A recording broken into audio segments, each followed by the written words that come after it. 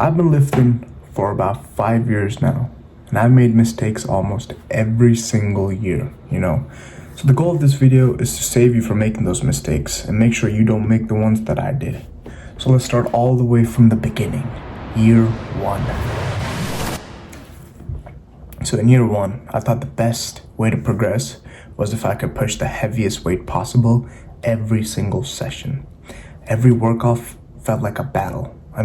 I watched a lot of David Goggins and fully bought into this idea that training hard all the time was the only way you could grow.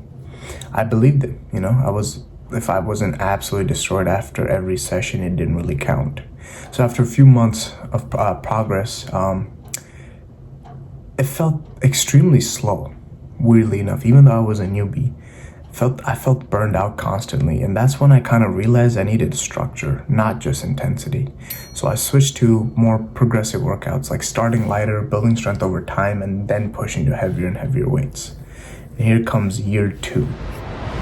So by year two, progress was coming, partly because of some newbie gains, but it was especially after I made that change in structure. But looking back, this year was one of the most frustrating years ever. I was getting stronger, but I know I could have done more, looking back. The problem was tunnel vision. I was so focused on bench press just itself that I ignored a lot of the other important exercises and components that go into, getting stronger. My bench did get stronger, but only in one way. I would gas out quickly and lacked overall strength. Once I started incorporating more movements like squats, deadlifts, and pull-ups, my bench actually improved. Even though it wasn't just pushing every single session, doing other exercises actually have some sort of effect. There's some, how do I say it? I guess every exercise has an effect on another exercise. It's like some kind of layover. But my lesson was here that you need to start the best possible exercises for your body earlier on. And do not be afraid to experiment. And then we go on to years 3 and 4. This is kind of where the plateau and self-awareness comes in. I'm kind of grouping these 2 years together because the experience was very similar. This is where the progress slows down and plateau starts showing up. Some lifts didn't even move at all for me. It was crazy. What helped me break through was understanding my body better. This is where I changed a lot of my form, technique to match how I'm built. So I can give some examples right now. I went from high bar to low bar, and then I went from trying out from sumo to conventional. I stuck with conventional, and it's been great so far. And even small changes like grip, foot placement, bar path, and these make real differences. The point is you gotta test everything. Don't copy someone else blindly. Test everything and see what works for your own body.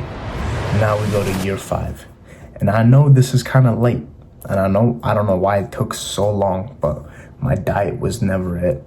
And once I realized that once I fully lock in on my diet, it really changed the game.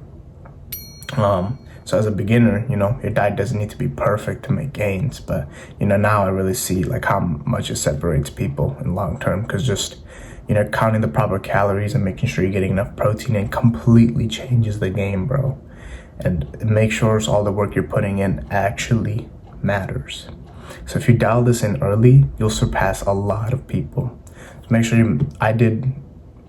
make sure to match your protein to your body weight. So I'm eating a gram per body weight, but you don't have to. You can do a little bit less. I think it's 0.8.